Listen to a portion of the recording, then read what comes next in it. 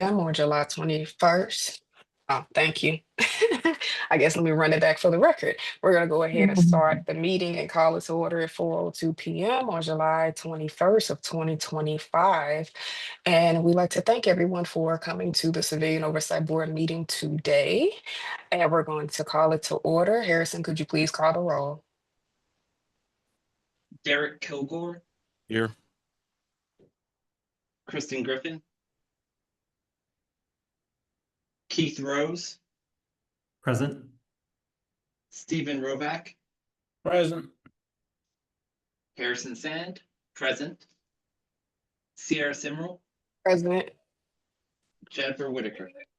Present. That's 1, 2, 3, 4, 5, 7 members present. Oh, Oh no, 6 members Yeah. present. Sorry. Okay, thank you. So with us having a quorum, and the second item on the agenda we'll move to is approval of the agenda. Is there a motion to approve the agenda for July 21st, 2025? I motion. I Is second. there a, thank you. All those in favor signify by saying aye. Aye. Aye. Aye. Any opposed? Any abstains? Motion carries. Our third item on the agenda is the approval of June 2nd special meeting minutes. And also we have approval of June 16th, 2025 meeting minutes. Has each board member had, go ahead, Barbara. Oh, I had mentioned this last time when we weren't able to meet, but the June 2nd, I'm not sure that really reflects the minutes of an open public meeting. I think that the director intended to just kind of summarize the training session that you had, but others may want to clarify that. Okay. Where'd she go? Dr. Mylan. So that was pretty much from the training that we had downtown. I'm assuming that's what we're referencing from that date. Okay. So Barbara, what's your suggestion, I guess, in reference to wording it, since we know what it is, but as far as like transparency for the public, you think it should reflect like special training or like final training session minutes or? Yeah, I mean, you might want to put it as a training update, and I'm not sure if it wasn't an open public meeting, if you need to ratify the minutes, but I mean, yeah, certainly there's no harm in sharing, what was done, I just didn't know procedurally how you wanted to do that. Okay, so yeah, because that was a public training, like we all were together, but it was, from my understanding, Dr. Milam, is that the impression? Like it was, yeah. That's it correct. It Okay. was an open session that was called to order at 5:43. Barbara's point is well taken. The header on that document could say COB June 2nd, 2025 training meeting minutes. Okay. All right. So that's something that, so just for, oh, my camera went off. So just for documentation purposes, trying to think, I guess, as far as like, since we adopted this, I guess prior to me realizing that that's what those were, do you think, I guess we should change that in reference to it and like create a second copy of this agenda, like reflecting that proper titling? Or do you think that as far as identifying it when we do make it available to the public, using that header and referencing, hey, like this was a training and these were the minutes that were taken? I think you can amend it and adopt it that way. Okay, so we'll go ahead and do these separate. So we're approving the June 2nd, which would be training session that was conducted for the board. Is that okay? That all right, is there a motion to approve that? I I motion. move to approve the minutes for June 2nd, reflecting a change in the title that it was a training and not a meeting. Thank you. Is there a second? I second it. All those in favor signify by saying aye. Aye. Aye. Any opposed? Any abstain? Motion carries. So the next item is approval of June 16th actual meeting minutes. Is there a motion to approve those meeting minutes? I make a motion to approve those meeting minutes. Thank you. Is there a second? I second. Okay, thank you. All those in favor signify by saying aye. Aye. Aye. Aye. Any opposed? Any abstain? Motion carries. The next item, which is the chairwoman's report, which of course, I'm sure there's a lot of questions around different things just in reference. The board members of the civilian oversight, I want to say I'm not sure, I don't have the attendance roster in front of me from everyone that attended, but from my understanding, I want to say all the current board members except one has completed full training where members are able to hear cases, review information, things of that sort. But of course, I'm sure with a lot of the information that has been publicized as of recent in reference to the state board hosting their first meeting last week, and of course, a lot of questions around Rule 7, as well as where we sit as far as our community being community advocates and being residents of the city of St. Louis. I know a lot of people probably have a lot of questions and concerns around that. And of course, like all of this information is open to the public and all those different things. So I did not want to skip over that at all in reference to it, because of course, a lot of people are trying to understand the position, where are we and what does that mean?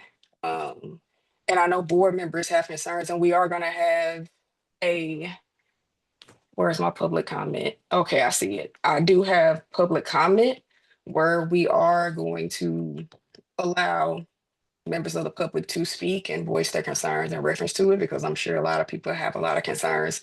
Of course, as board members, we're not able to respond to those direct comments that will be made. However, we want to assure the public that this is a conversation. This is something that we all are concerned about, and that, of course, like with the positions that we hold and what we're here to do, is this is very much at the top of the list for discussion from our end. So we're not giving up. We're not throwing in the towel in any way. We definitely have a lot of questions around it. Just wanted to address that and let people know on here, because I notice it's a lot of members of the public on this call. So I appreciate you all getting on here because this is really important, and this affects not just us. Of course, this affects a lot of people throughout the St. Louis area and region that may have encountered or had a situation, filed a complaint, know someone that did. There's a lot of concern. So I just wanted to address that before we went to the next item. And yeah, I'm sure we're going to discuss it potentially some more during this portion. So I don't want to go deep off into it. Were there any, I guess, direct concerns, I guess, that I could think of right now? Or you know what, or maybe, let's see. Well, I guess as far as board members, that you all have any, I guess, questions? Yeah, this is, I think my audio is on. This is Steve Rovac. I want to make some comments, because I think it's important. First off, I want to just hear myself say this. While I've been a board member since the beginning, I am not counsel to the board nor to anybody on it. Only the city councilor has that role. What I'm telling you are my thoughts and my concerns and governing my conduct only. But the statute that we're looking at that has been passed and that the city council wrote about, or his office wrote about, puts the commissioners in charge of discipline and complaints. And it also says you have to use Rule 7 until the commission adopts its own rules. And that Rule 7 mandates a civilian review board, not oversight board, civilian review board, of 7 people nominated by the mayor and confirmed by the Board of Police Commissions. The result is that the board, either the board or the CRB handles these issues, but not us. The counselor's letter that I'm we, sorry, we I all, think that this was a privileged communication, and I don't know, I really am unfamiliar with if someone breached privilege, but I don't want you to do that now. So, I'm not briefing privilege at all or releasing it. That letter, my understanding was published in the newspaper. I don't know. I mean, this is something that's a matter of first impression to Mhm. me right All before right, the then, meeting. then let me So- withdraw any reference to that letter. Let's just withdraw that. All I'm going to do is say I think that it is very unclear not only what we can't do, but what we can do. The ordinance defines oversight rather loosely, and it's in the public ordinance that sets us up. So I can tell you from my point of view, I sent an email around on April 4th of 2024 on this. I don't know, while, we can talk about discipline, but let's assume we want to ultimately talk about some recommendation on police procedure. Is that going to be a hindrance or an interference with the new commission? I certainly don't know. So what I'm going to do is move at a certain point. This might not be the point in the meeting that we ask the city councilor for an opinion on what we can do as opposed to what we can't do. And until then, I, for one, am going to do nothing and vote on nothing. I'll abstain on any vote we have other than approving the prior minutes until the city councilor and his or her designee gives us such an opinion, because I don't think we want to be in a position to have be interfering or violating the statute. Okay, thanks, Steve. I have a few comments too. You Mhm. know I would. First of all, I do have a question about privileged information. Since we are the party of that privilege, I always thought it was, if you've got the lawyer and you've got the person the lawyer is representing, and if the lawyer is representing us, don't we get to decide if we keep that as privileged or not? So couldn't we That's a vote on, legal say, question, and I'm not going to speak about that in open session. That why not? because it calls for a legal conclusion.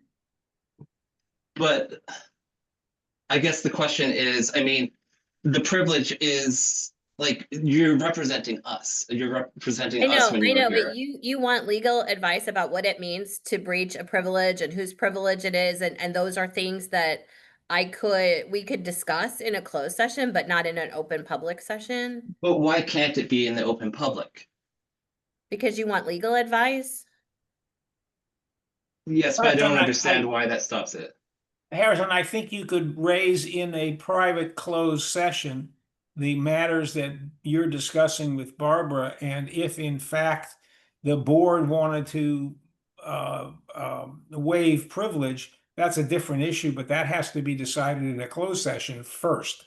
I think that's where Barbara is at right now. The other thing is we have an oath of confidentiality. I just signed it, I Yes. know. And to the extent if I made a mistake by referring to correspondence that I thought was a public matter, and perhaps I'm wrong, that's an error on my part. It's not anything intentional. So, but if you want to talk about whether we are going to do something to waive our privilege, I think you have to do that in a Okay. closed session and on a vote. Okay, so no worries. So I will give my thoughts. I'm not asking for any legal opinion or any answer from Barbara through what I'm talking about right now. And I will bring it up in closed session if we have closed session, because I think that we should discuss whether or not that can be released to the public. If anything that is privileged can be released to the public. I'm not saying there is anything. My other comments kind of are going along with Steve. I would like more clear guidance from the city councilor's office on what is going to happen. I personally, I'm not a lawyer. Everyone knows that, but I read through kind of Rule 7, the recent statutes by the state and old statutes. And I just kind of wonder where the conflict really is, because it seems like the new review board, I mean, one of the things that it says in the state statute is that they hear and determine appeals from the decision of the police chief. When we don't actually do, I mean, we make recommendations before the police chief has made decisions. We're not actually interfering, we just make recommendations based upon the city. Additionally, I mean, I think there are also questions that I have been asked by other people in the city, not related to the board, about representation of this new board. And I know that's the state's decision, but I think it would be helpful if the Board of Aldermans or the city councilor discuss, how do we get representation back for individuals from the city? Our board is set up, we make sure that there's someone from each section of the city, and we were picked by people that live in the city. And this is something that's been asked by me multiple times from other people that I'm talking to. And I'm not saying, I can't decide what the state does, but this is something that people have been asking me. Okay, thank you, Harrison. Can you all hear me? Yes. Okay. Okay, cool. Okay. So, I know we have a lot of concerns and questions around it. And I know it's going to be a lot of dialogue around it. But mainly just wanted to ensure, I guess, everyone that's thinking the obvious things, that it is a conversation, it is a lot around it, and we're going to have a whole lot of questions going forward. So we'll go ahead and move on to the next item, which is the commissioner's report. So I yield to Dr. Mylan. Good afternoon, everyone. Thank you, Yeah. Chairwoman Sierra.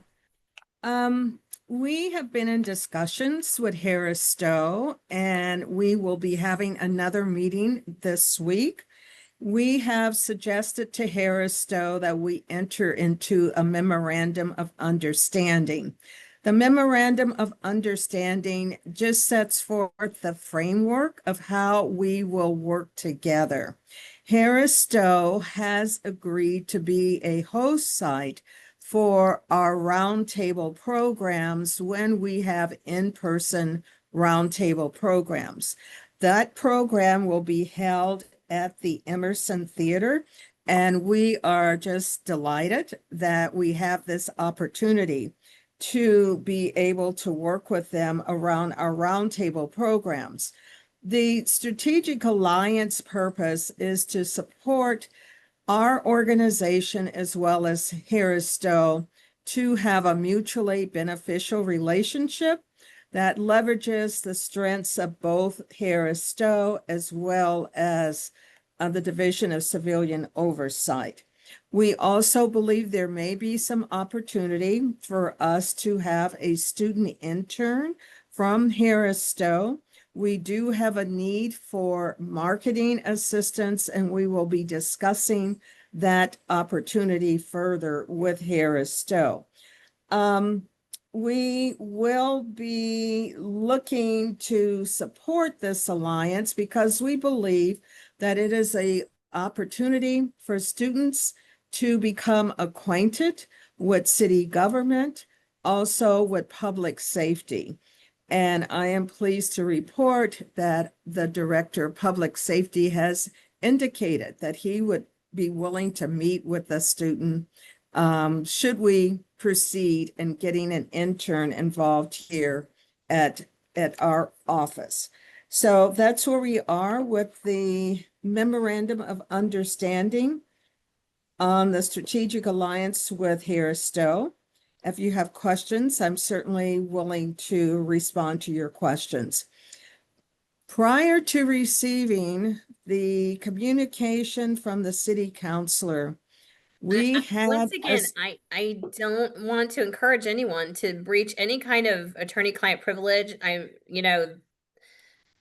I don't want to do that. I want to make sure, that no one is taking a risk in anything they're saying, so. We had been meeting with St. Louis Metropolitan Police Department over several months.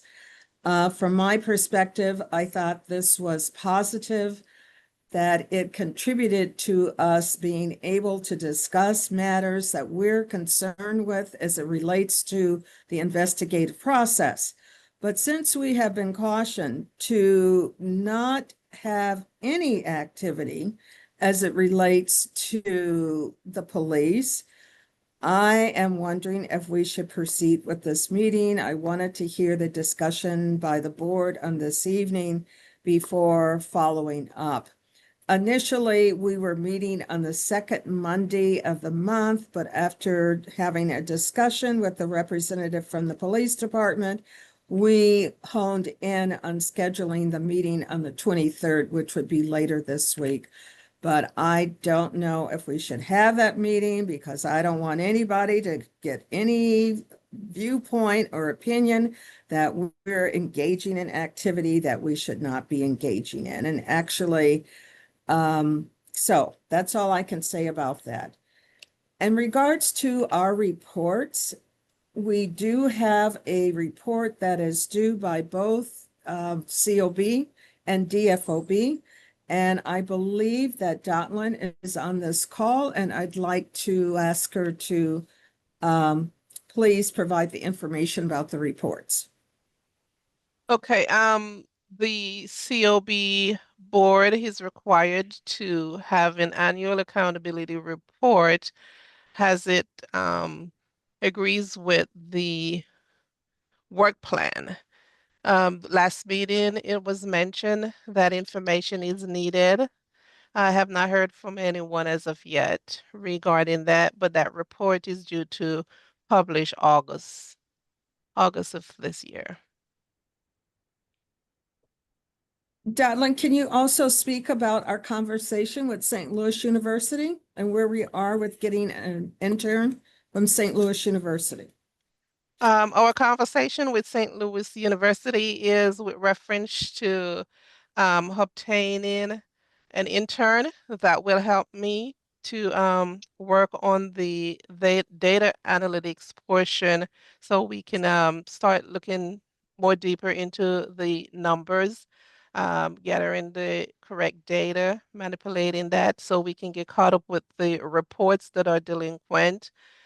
We have received some resumes last week. We're expected to receive some more today. So based on those resumes that we receive, we will look at the background and decide on a selection from that group of a candidate that will be able to work with me in the data analytics portion of the work that we need to get caught up with.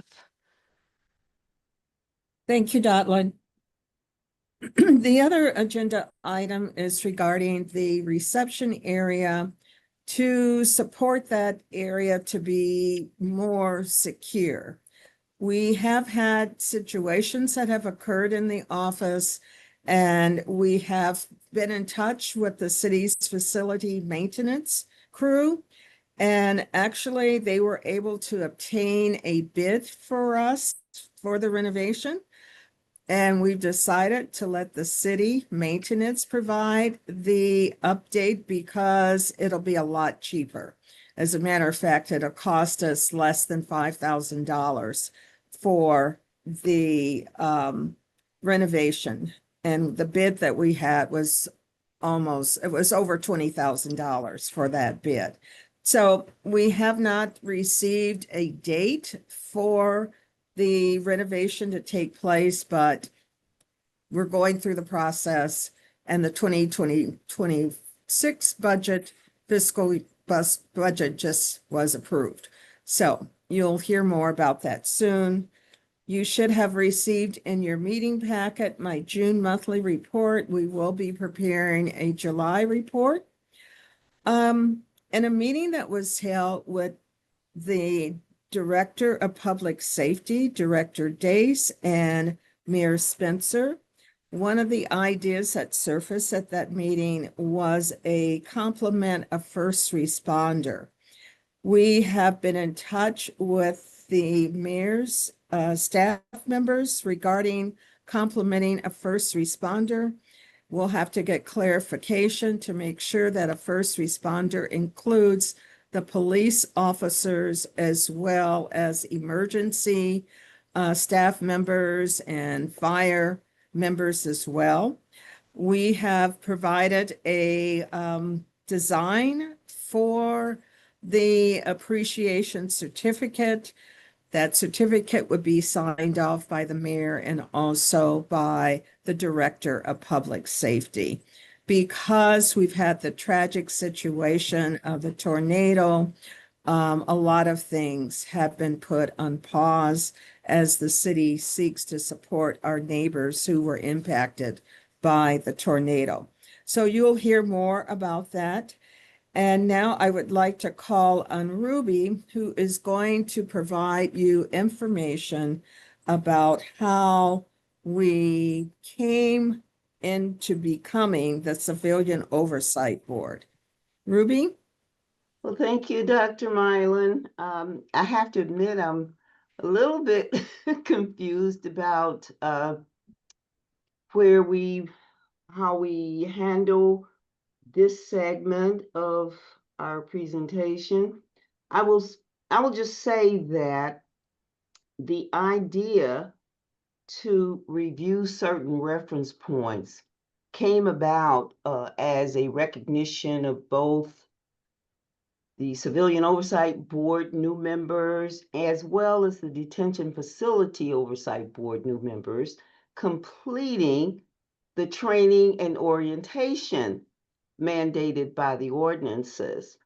So we did a kind of highlight of legal references for the Detention Facilities Oversight Board at their last meeting, and the commissioner asked if I could put something together for the Civilian Oversight Board. I will say that Board Member Rovak kind of touched on some of the more significant things within my presentation. And if it's the board's desire that we move forward with just kind of highlighting these reference points, I'm certainly wanting to do that. But I just personally felt a need for some confirmation about going forward after listening to some of the comments of board members. Do I have anybody want to give me some confirmation on that? Chairwoman Simmerl, are you okay with proceeding? Yeah, let's go for it. I'm sorry. Can you hear me? Yeah, I said, sure, let's go for it.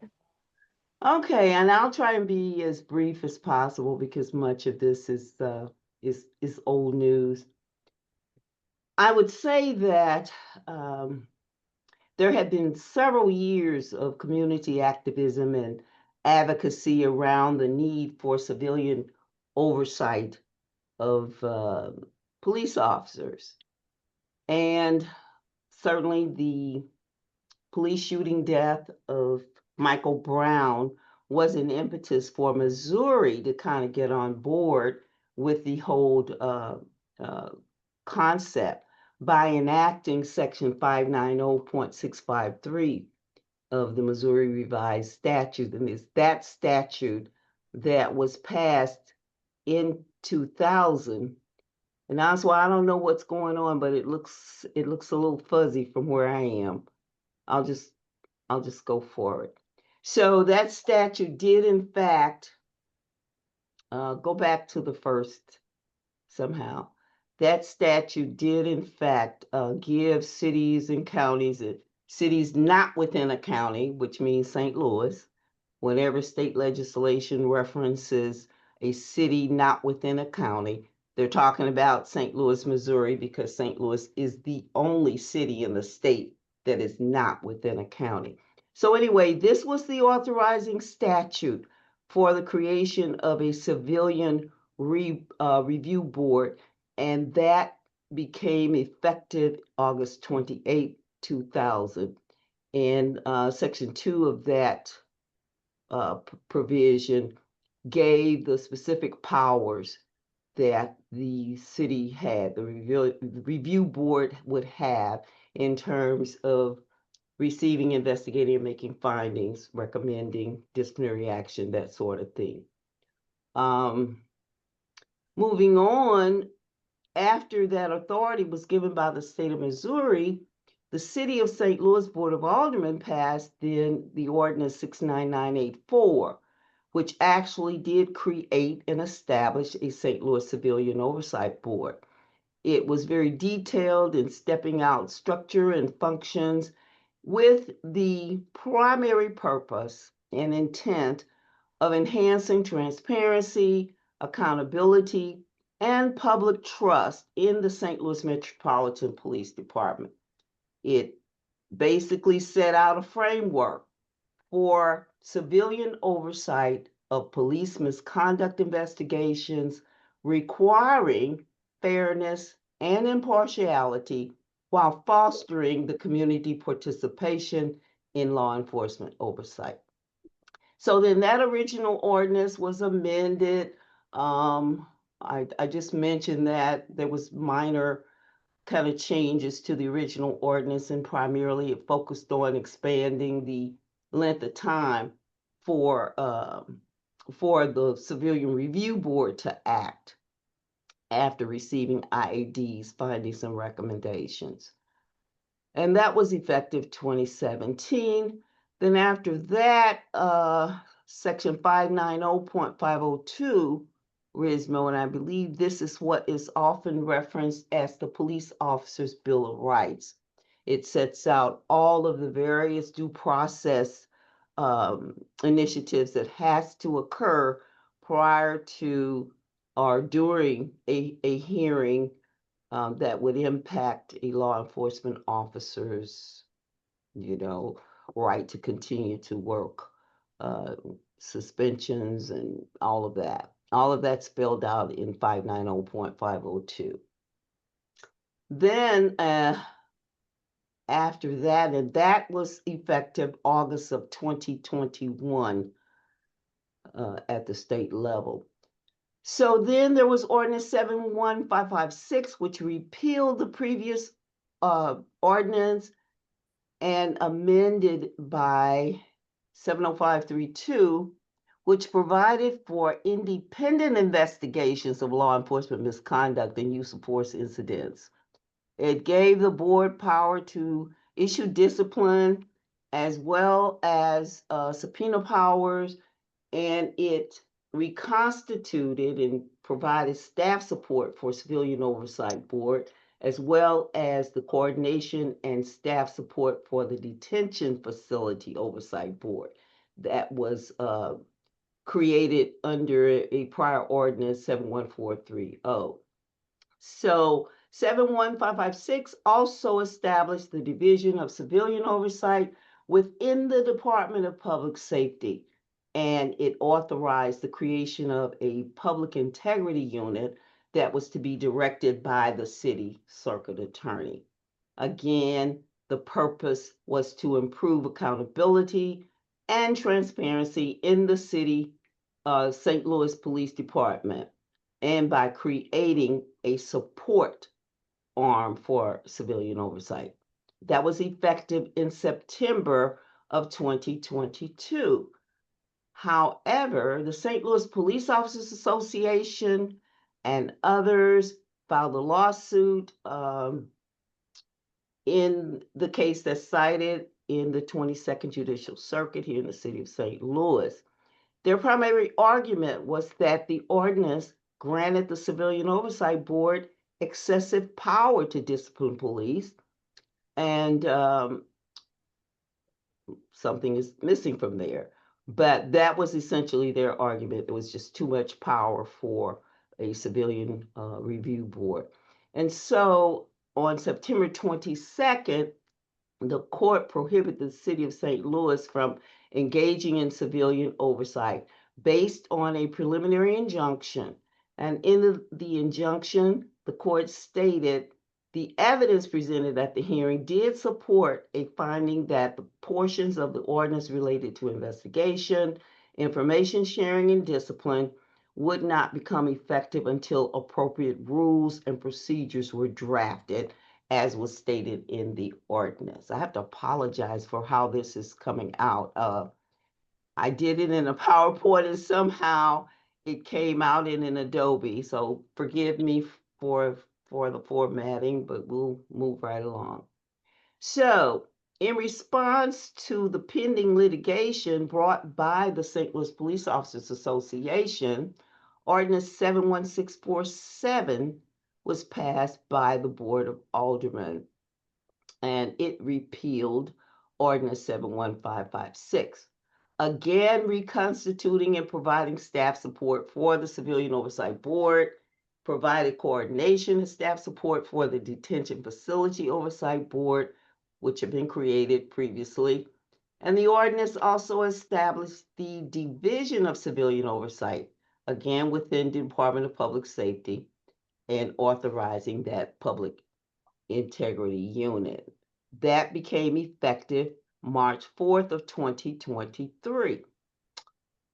So Ordinance 71749 did repeal 71430 and amended 71647, requiring anonymous complaints, training and orientation for COB and DFOB members, and an allowance for independent legal counsel.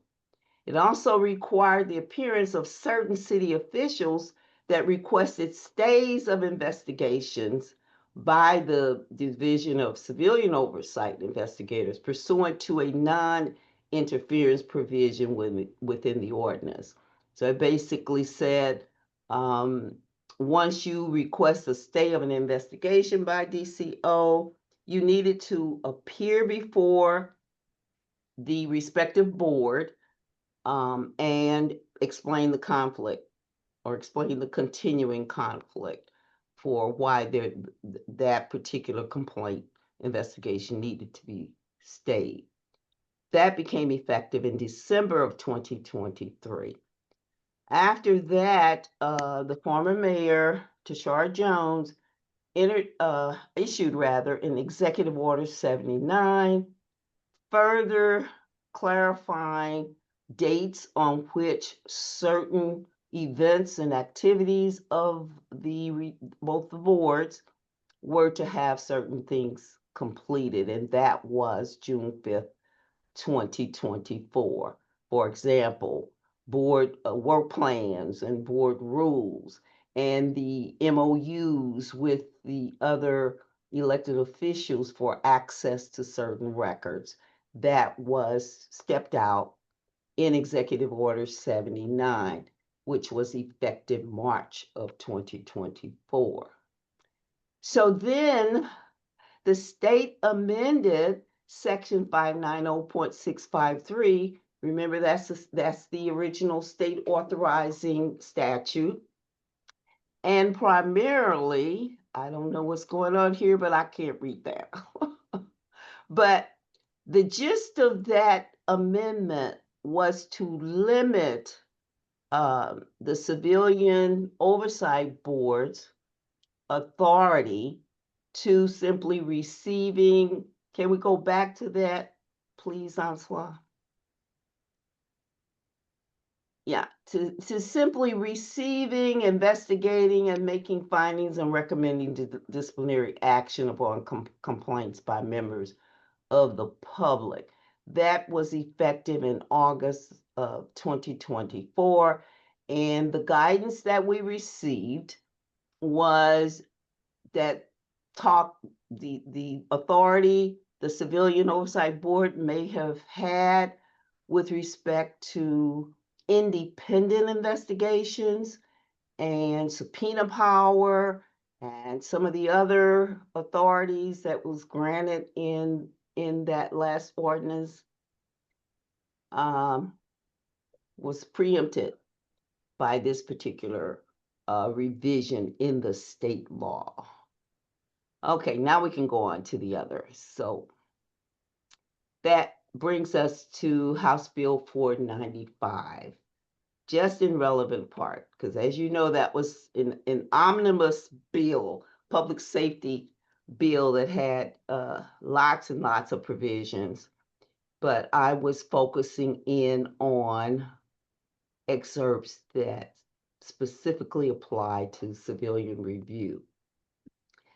And so 84.012, which was included in House Bill 495, simply emphasized that no ordinances heretofore passed or that may hereafter be passed by common council or municipal assembly of the city shall in any manner conflict or interfere with the powers or the exercise of powers of the boards of police commissioners of the cities as created in section 84.020. Nor shall the cities of any officer or agent of the corporation of the cities or the mayor thereof in any manner impede, obstruct, hinder, or interfere with the boards of police, any officer, agent, or servant thereof or thereunder. And so in section 84.021, again, in all cities not within a county, St. Louis, there shall be and is hereby established within and for said cities a board of police commissioners, and it talks about the composition of that board.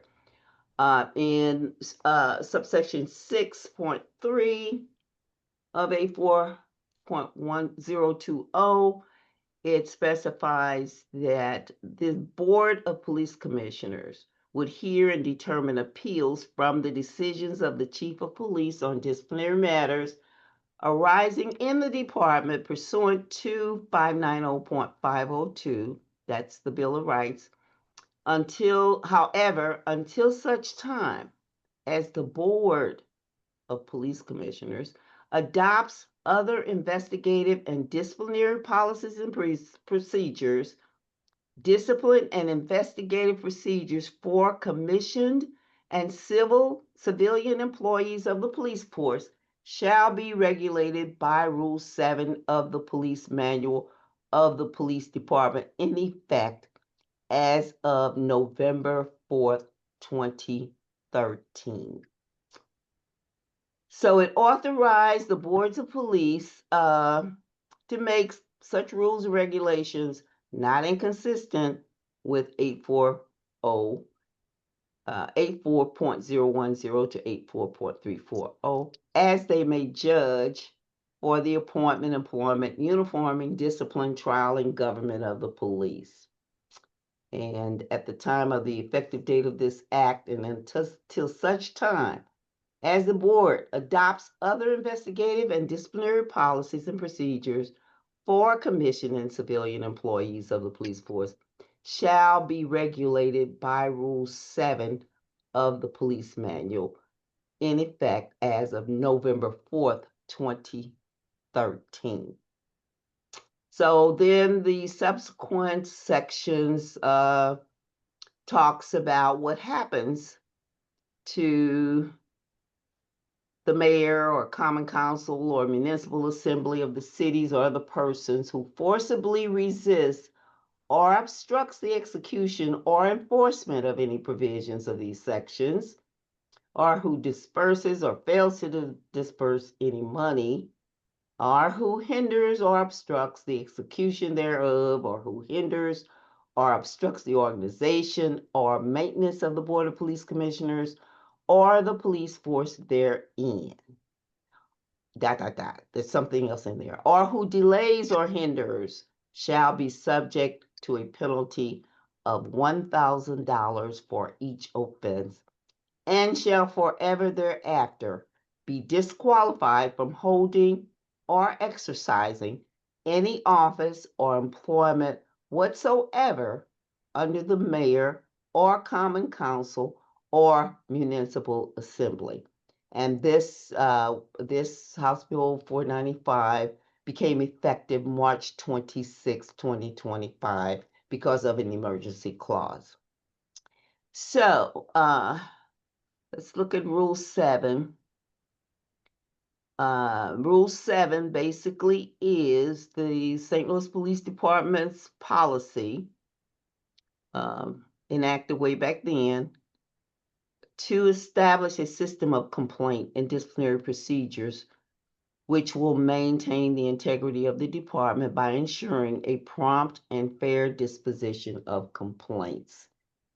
And those procedures were supposed to subject the department people to certain corrective action. And sections 7.004, standards of conduct, sets out specific acts that were contrary to good conduct. And even though there were several listed there, the list was not intended to cover every situation or be exclusive of any other department directive or pronouncement by the Board of Police Commissioners or the chief or his delegates. So, Section 7.026 is what speaks of a civilian review board and talks about how it is to be comprised, and the fact that it is a civilian review board. And again, it states that this is what it is until it's changed or adopted. Some other procedures adopted by the current Board of Police Commissioners. And this this was effective back in 2013, April 17, 2013. And my last slide, Oswald. I made this note because in my going over House Bill 495, I noted that it references a Rule 7 with an as of effective date of November 4th, 2013. The sections of Rule 7 referenced in this presentation indicated an issue date of April, that should have said April 17th, 2013. And this is the version that we received from the city attorney's office. So there seems to be, if there's another version that with a different date in November, the Division of Civilian Oversight doesn't have it. And so that concludes the highlights that I had identified for review with the board. I believe that Dr. Mylan has some further comments to make relative to the presentation. I wanted to bring to the board's attention that there is a precedent for the state of Missouri and working with the Office of Community Complaints. The Office of Community Complaints, similarly to our office, receives complaints from members of the community. They have actually been established for around 55 years. They have been under state control.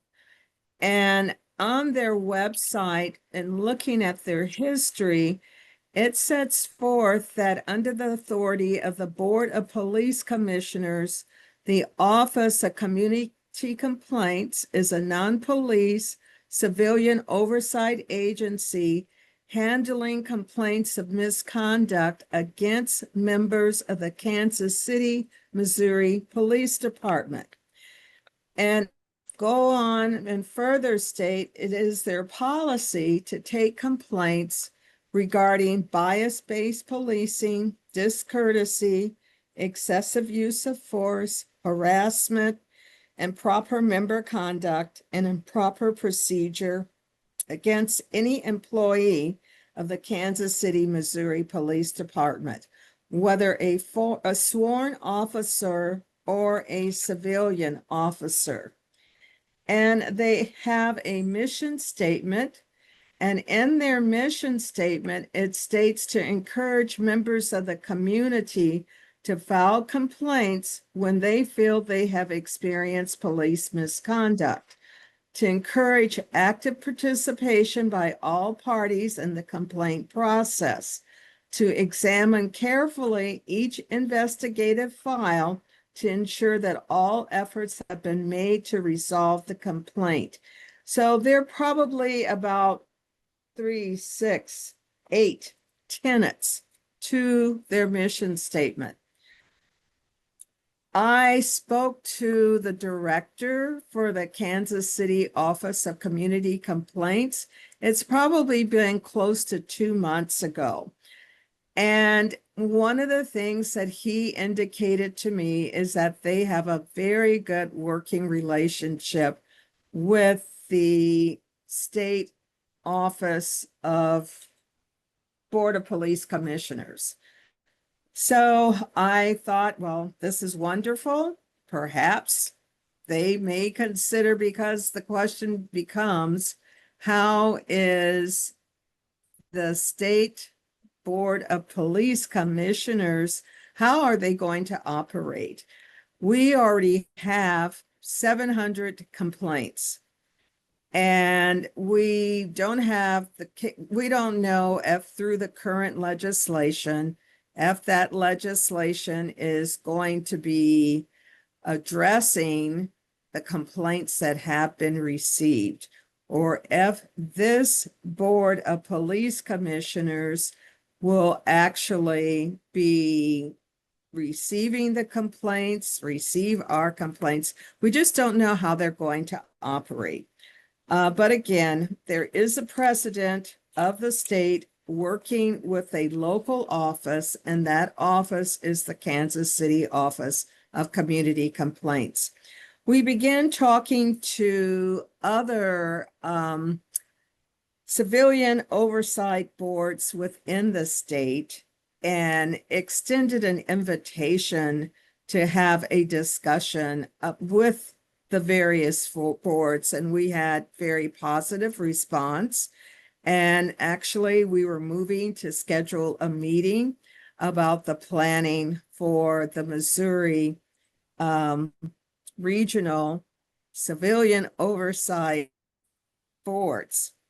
We heard from several different boards. I don't have that list in front of me, but it definitely includes Kansas City, St. Louis County, Ferguson, and 1 or 2 other boards. I am not sure about the direction that we should take, given what has been communicated to our office. I'm not sure at this point if we should continue to move forward to have this opportunity with other cities to talk about their process. So perhaps the board has comments about it and certainly want to take that into consideration. We are working with detention facilities, and I know there is interest of having our investigators be able to work with detainees at the Justice Center. So we are going to focus on that. And right now, I just don't think we can, I don't know what purpose it would serve for us to meet with St. Louis Metropolitan Police Department at a scheduled meeting on the 23rd. And or if we should continue to move forward to host the regional civilian oversight roundtable.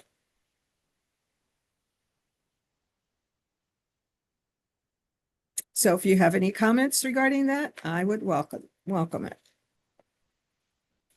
That would include our reports for this evening, Madam Chair.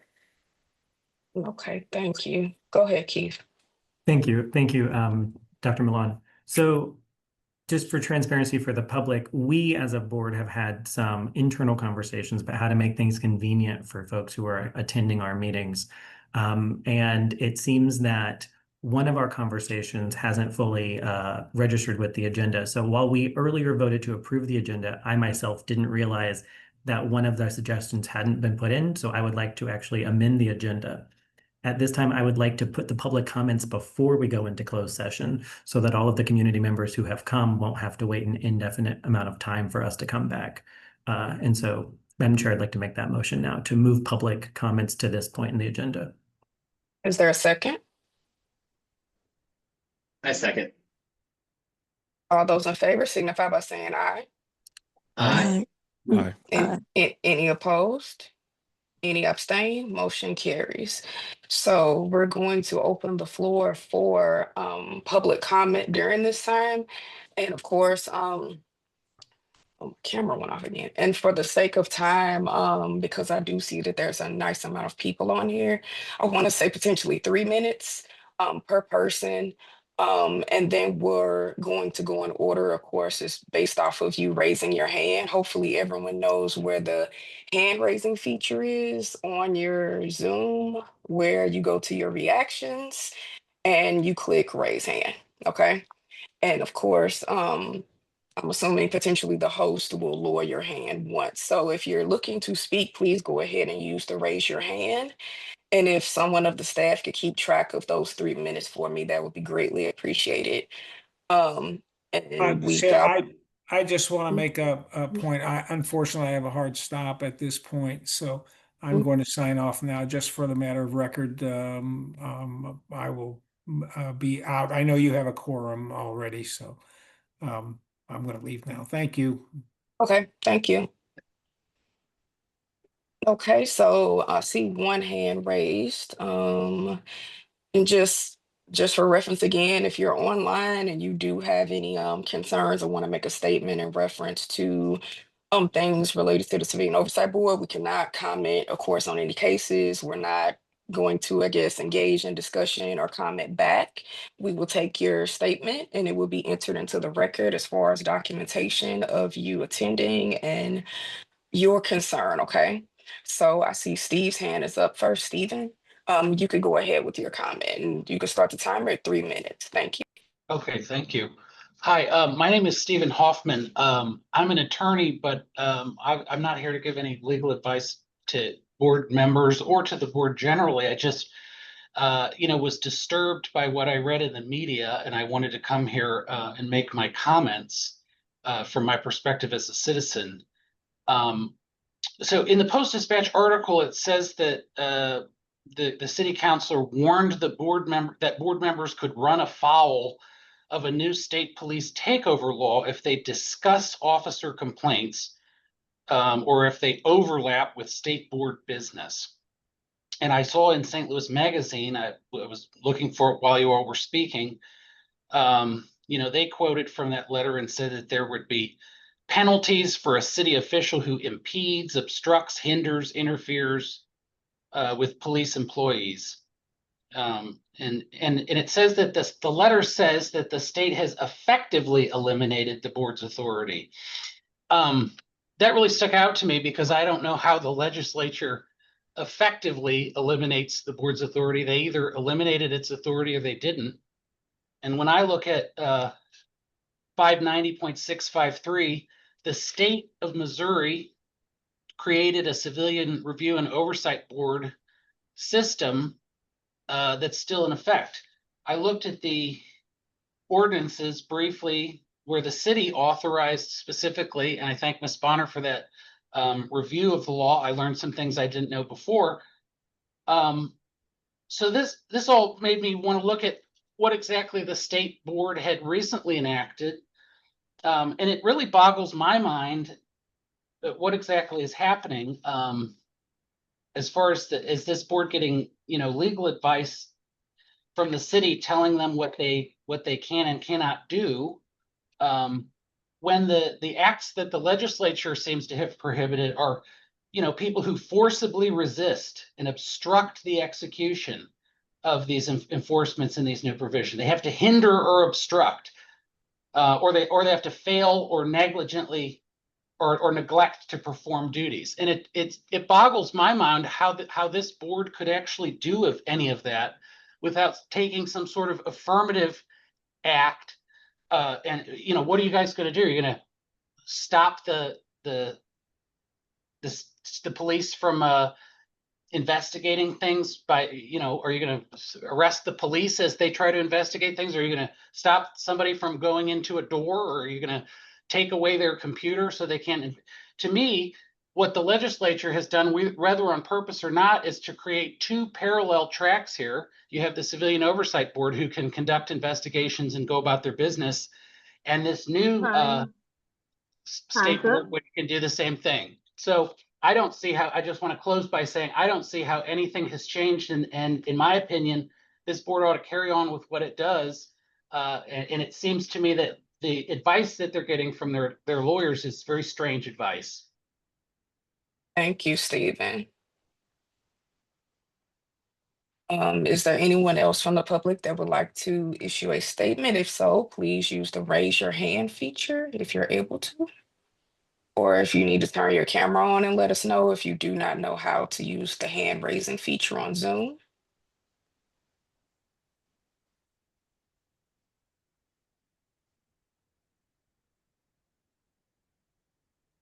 Okay, I do not see any hands unless I'm overlooking.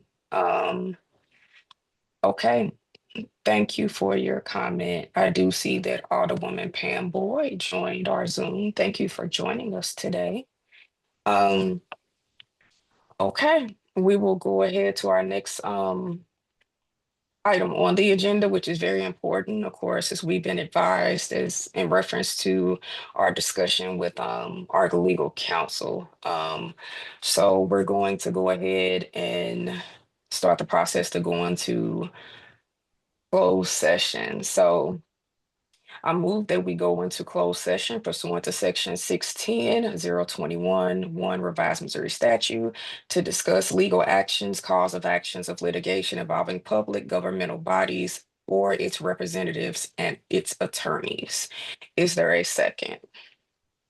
I second. And we're gonna make this a roll call vote, please. Derek Kilgore, Yes. Kristen Griffin, Keith Rose, Yes. Stephen Roback, Harrison Sand, yes. Sierra Simrel, Yes. Jennifer Whitaker. Yes. Motion passes with 5 votes. Thank you. So what will happen is I'm assuming we'll be moved to a separate room. So members of the public, not sure what that time frame will look like. However, that's why we want to get your public comments in prior to. But otherwise, please check our website if you do decide to drop for our next potential meeting. And thank you for coming today. So I'm assuming we'll be moved to the next room, Answar. Yep, give me a hot second. Let me get everybody transferred over. All right, thank you.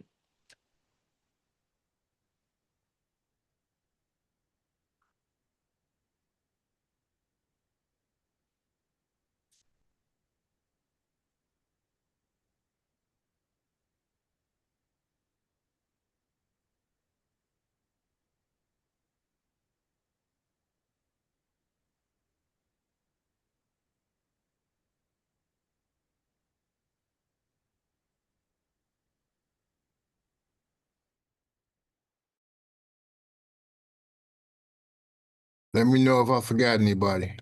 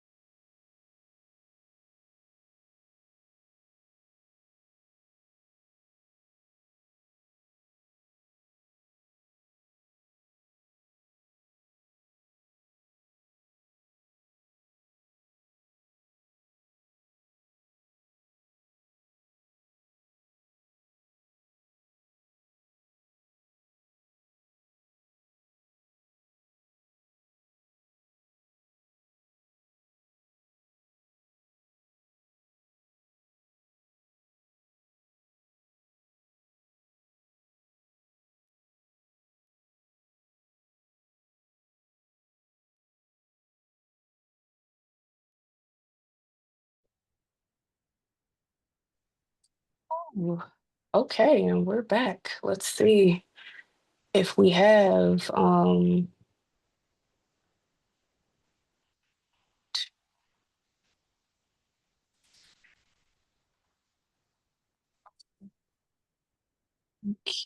I guess I'll give it a second for us to come back in. Everybody on? Think so. Okay, so of course, just for the record, we're returning to open session after being in closed session. And just for the record, obviously, there's no votes taken in there, just so to put that out, that there was no votes taken or anything to disclose in open session. So I'll move on to our next item of business, which is new business. Is there any new business?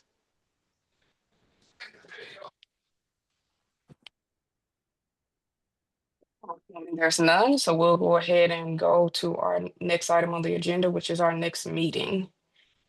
And let me double check the calendar. So of course, as of right now, our current standing meeting is scheduled for August 18th. So we will, is that still a good time of day for everyone? Okay. So other than that, is there a motion to adjourn? I make a motion to adjourn. Is there a second? I second the motion to adjourn. All those in favor signify by saying aye. Aye. Aye. Aye. Jennifer's not, her mic is muted. I'm assuming she's saying aye. I hope so. So we're not on here still. Any opposed? Any abstain? Hey, Jennifer, are you there? Okay, I don't know. Motion carries. We're getting off of here. She's on here, but I can't hear anything. And then I guess we'll be in touch going forward, I guess in reference to everything. All right, and if anyone has any questions and stuff, make sure just phone call away. Have a good rest of your week, everyone. Thank you. Thank you. Thank you.